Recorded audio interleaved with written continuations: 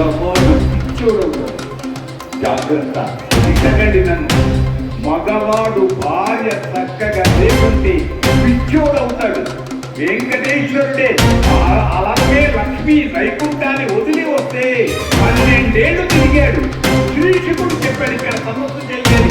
అదే అనాది అనాది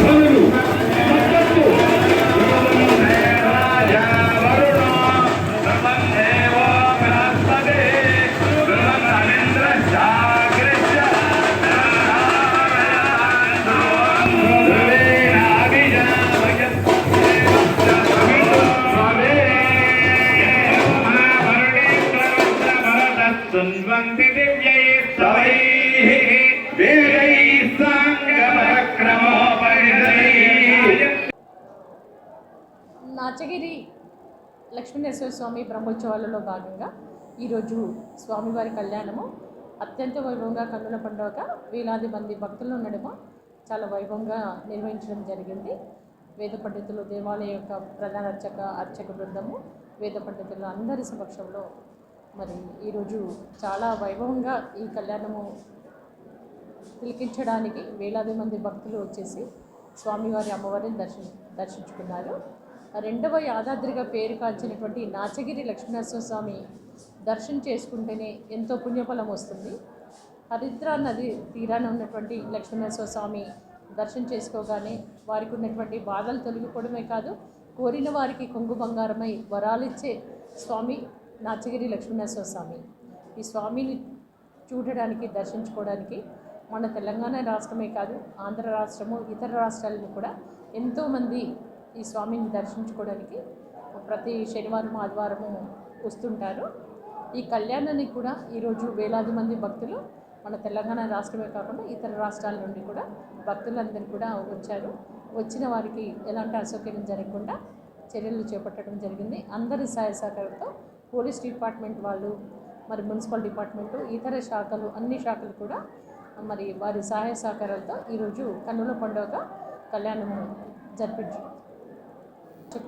అర్చక బృందము, వేద పండితులు అందరూ కూడా వారి సహాయ సహకారాలు, దేవాలయ సిబ్బంది అందరి సహాయ సహకారంతో చక్కగా మరి గ్రామ పెద్దలు ఉన్నటువంటి గ్రామంలో ఉన్నటువంటి అందరూ కూడా సహాయ సహకారంతో ఈ కార్యక్రమము వైభవంగా నిర్వహించారు.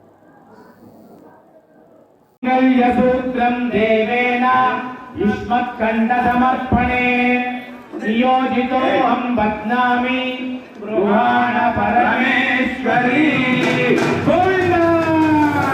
సప్పట్లతో, కలతాల ధ్వనులతో బంగారు ఆభరణాలు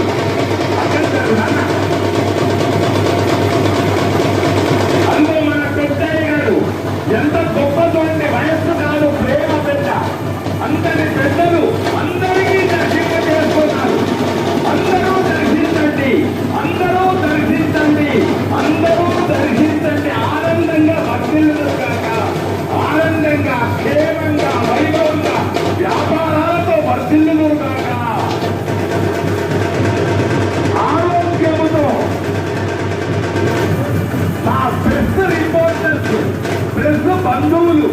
గొప్ప నాటగిరి వైభవాన్ని ఇవ్వండి.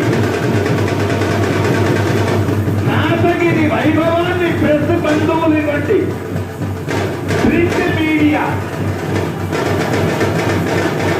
అర్చక బంధువుల వైభవంతో వేదనాదాలతో